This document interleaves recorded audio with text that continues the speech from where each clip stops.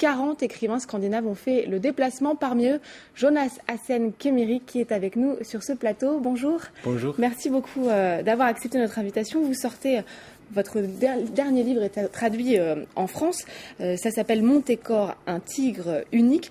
Alors avant d'en parler plus longuement, je voulais vous poser une question sur le Salon du livre en France. C'est l'un des plus grands événements littéraires en Europe. Oui. Qu'est-ce que vous attendez de cet événement ? Je ne sais pas, j'ai entendu parler qu'il y a beaucoup de monde et j'espère que je vais rencontrer des lecteurs.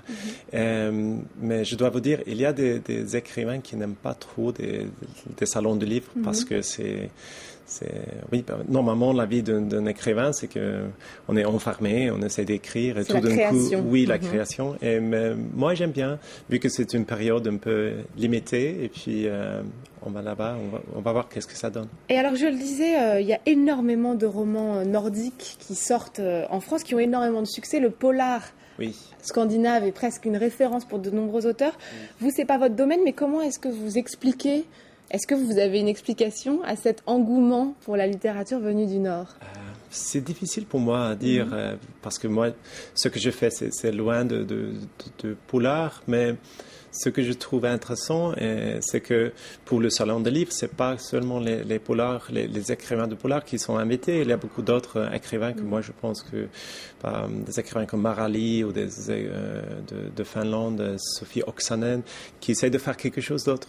Et ça, c'est parfois, quand on écrit, on a peur que c'est seulement les livres qui soulignent les préjugés du pays qui sont traduits.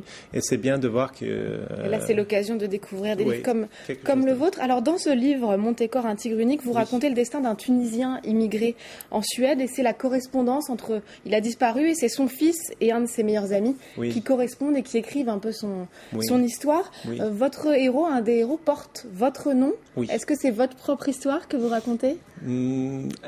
Il y a des liens entre moi et mon personnage principal, mais en fait, le livre, il s'agit beaucoup de l'impossibilité de créer une version simple d'une vie. Donc, il s'agit de deux personnages qui essayent de se convaincre qu'ils savent la version réelle de c'est vraiment un travail sur l'identité, parce que vous-même, vous avez plusieurs cultures, tunisiennes, suédoises, vous avez parlé le français chez vous.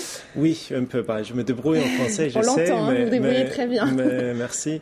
Mais en fait, j'ai vécu dans une maison, ma mère et mon père, ils ont parlé français avec l'un l'autre. Donc, mais on avait plusieurs langues chez moi. Dans la famille, on parlait un peu d'anglais, suédois, et arabe et français. On a fait une mixture et en fait, dans le livre, il s'agit beaucoup d'une relation entre un fils et un père où la langue est utilisée comme un outil pour créer une identité, on peut dire.